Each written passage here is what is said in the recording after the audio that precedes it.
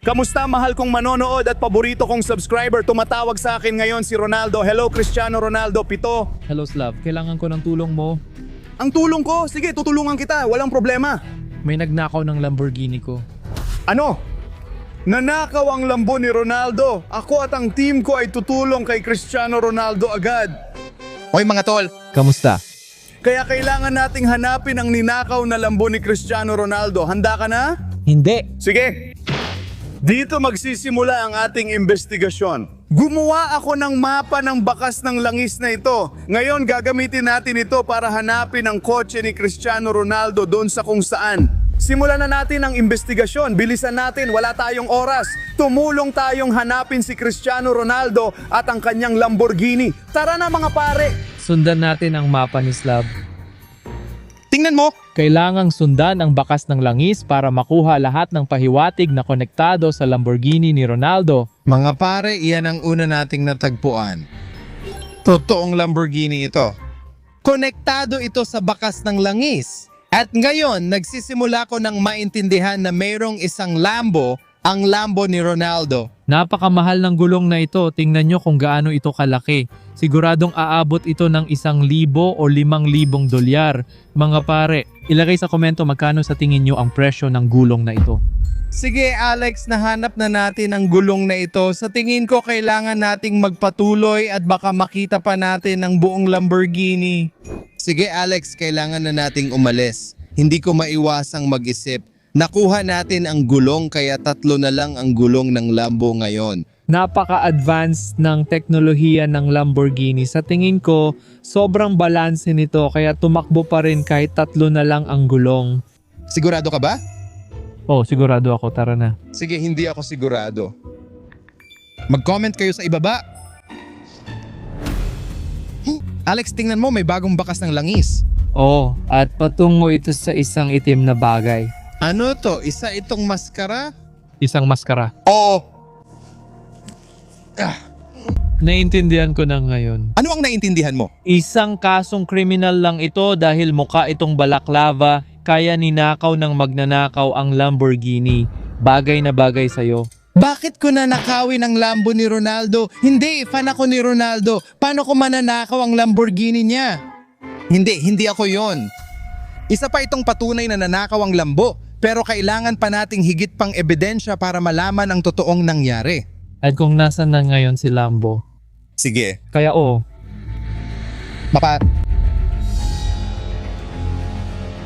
Mga kaibigan, nagiging curious ako ngayon kung paano nagawang iguhit ni Slav ang ganong mapa.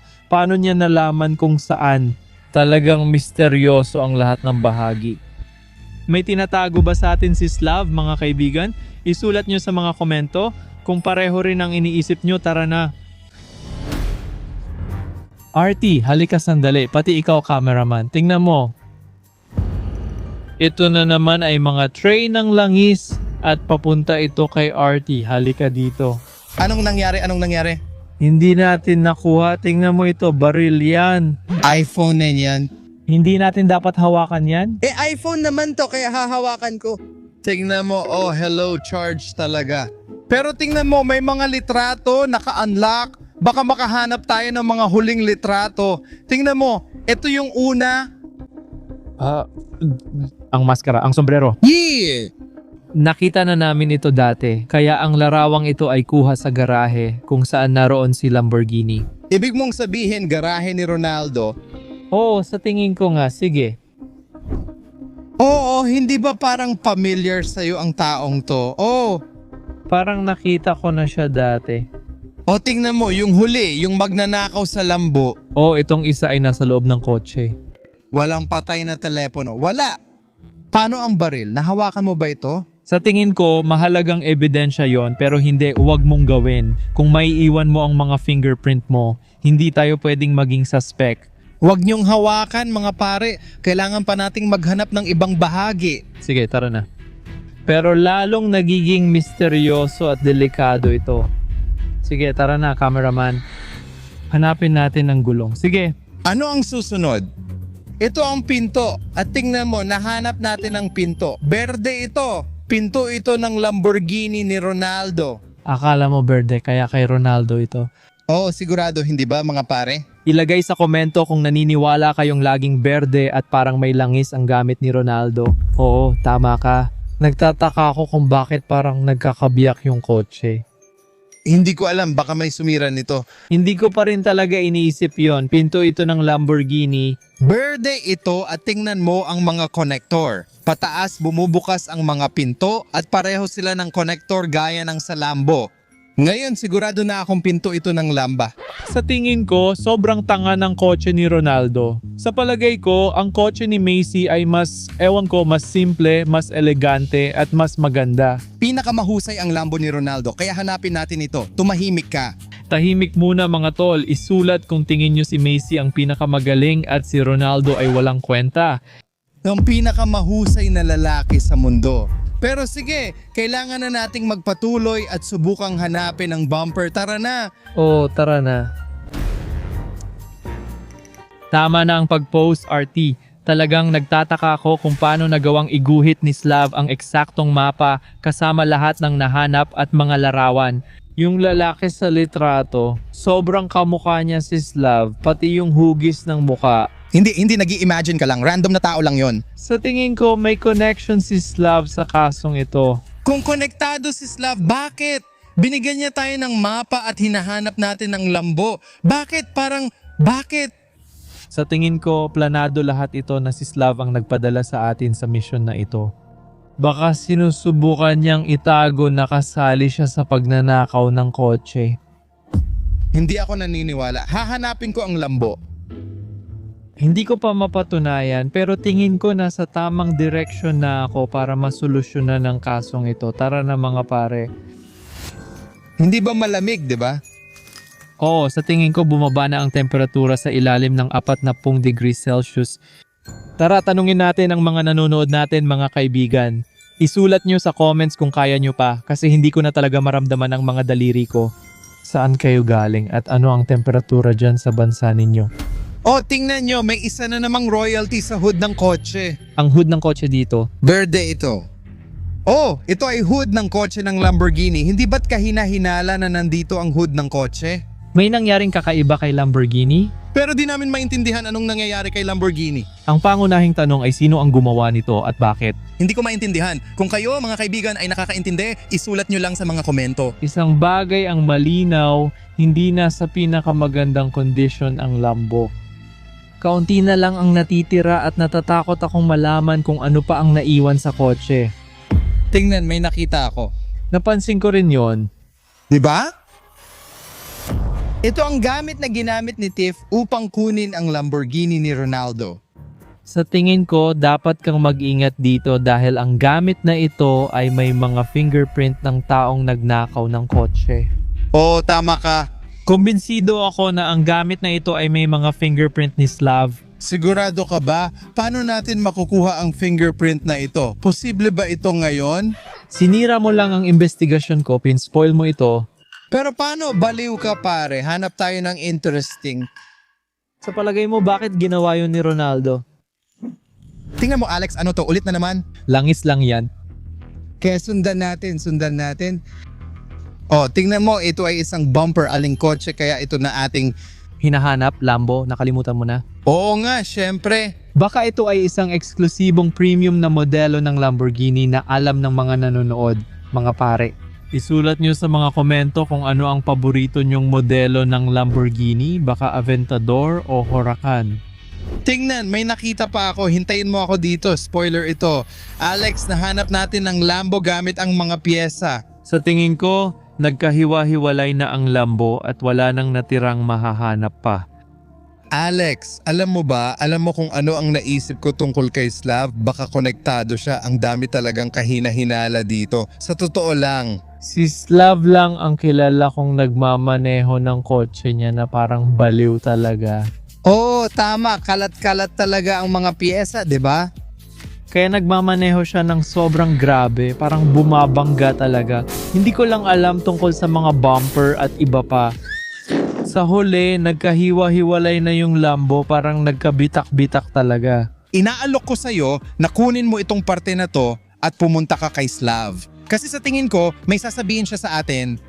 Sasagot siya sa atin, hihinga siya. Mga pare, nahanap nyo na yata ang Lambo.